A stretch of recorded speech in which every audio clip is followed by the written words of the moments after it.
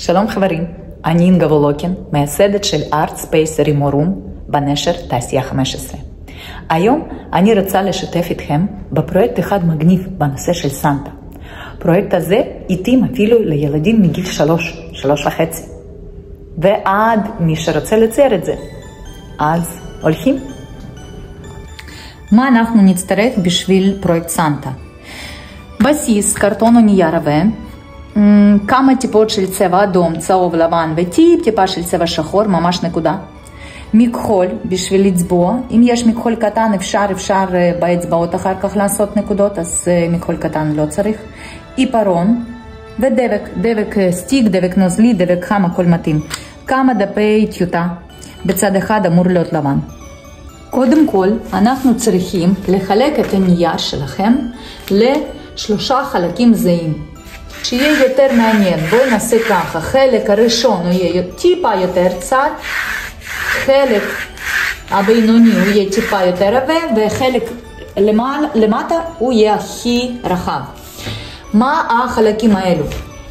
משטח הזה אנחנו אחר כך משאירים לכובע של סנטה, משטח הבינוני אנחנו משאירים לפנים של סנטה, הנה זה אף שלו ועיניים כאן בהקדם, וזה, כל זה, זה זקן של סנטה. מתחילים לצבוע, מתחילים מלמעלה, צבע אדום, ופשוט מורחים. משטח הראשון שהוא לכובע, ממלאים אותו בצבע אדום. חופשי, אפשר אפילו בידיים, אם אתם בני 3, אז זה יהיה אפילו יותר כיף. זה המשטח הראשון. אחר כך אנחנו צריכים לעשות צבע גוף, זה מאוד מעניין. לוקחים טיפה אדום, לוקחים ממש טיפה, אפילו אפשר לקחת את מה שנשאר במכחול, יותר צהוב, מערבבים, ומוסיפים לבן. מסתכלים שהצבע לא כל כך הופך לכתום או לצבע של ורוד חזיר כזה, אלא מנסים לעשות באמת צבע גוף. וגם חופשי, מורחים את הצבעים, כאן ושם מוסיפים קצת יותר לבן. בפנים אפשר לצבוע מאוד מאוד חופשי. אוקיי, ואף הוא יכול להיות טיפה יותר כהה. זהו, זה כל מה שאנחנו היינו צריכים לצבוע בינתיים. עוברים לנייר. זה אנחנו צריכים בשביל הפס בכובע, פס לבן, ובשביל הטקסטורה של זקן. אוקיי? מה שאנחנו עושים עכשיו המשחק הכי נעים ומועיל לילדים. זה מוטוריקה,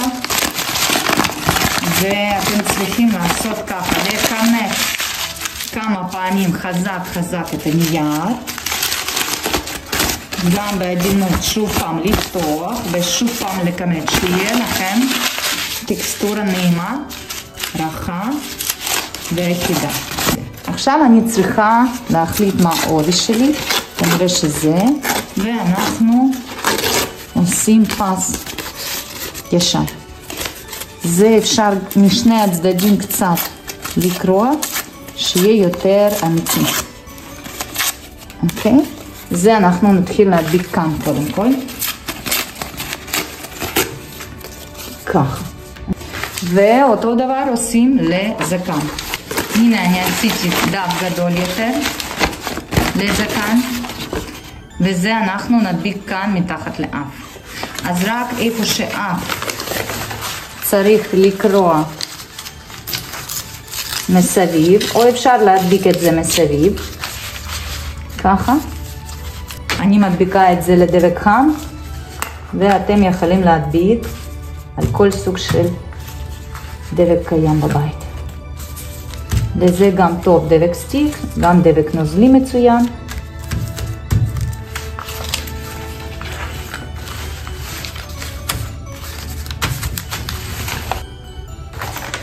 עכשיו זה כבר יבש, ואנחנו יכולים לקחת ממש טיפה אחת של צבע שחור ולשים פוק ופוק עין, ואפשר ללחוץ ולעשות גבות. גם שיהיה יותר מדויק בצבע שחור בעיפרון או בפנדה, אפשר טיפה להדגיש את הצורה של האף, שיהיה נראה יותר. שמים באצבע קצת צבע לבן ועושים טיפה הברקות בעיניים וטיפה הברקות בלחיים ובאף. אפשר אפילו קצת לטשטש את זה.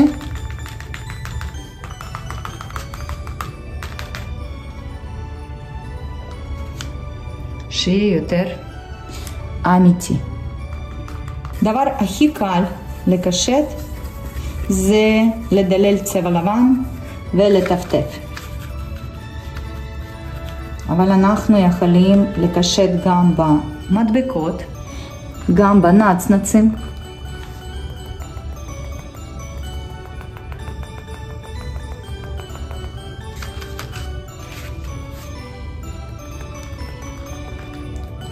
אוקיי, איך מקשטים בנצנצים? עשיתי עכשיו טיפות לבנות. אפשר לקחת נצנצים בכל הצבעים שאתם רוצים ולפזר כמו במלח, ואחר כך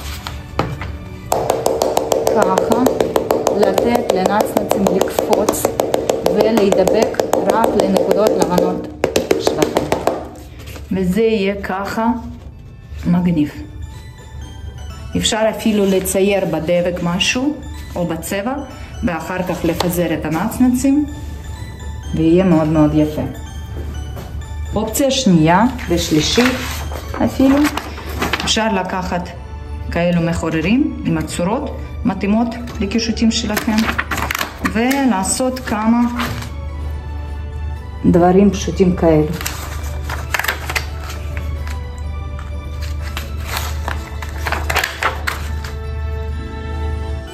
לכל אחד הוא יכול להיות קצת שונה. פעם אני עשיתי את הזקן בפס הלבן הזה עם השלג מלאכותי, אנחנו הדבקנו אותו, ופעם אנחנו ציירנו אותו.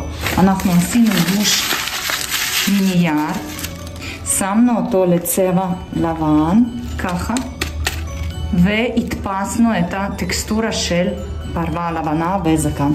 אז יש המון אופציות, תלוי בחומרים ורצון שלכם, אפשר לעשות דברים מאוד מאוד שונים. בבקשה תחלקו בתוצאות שלכם. ביי.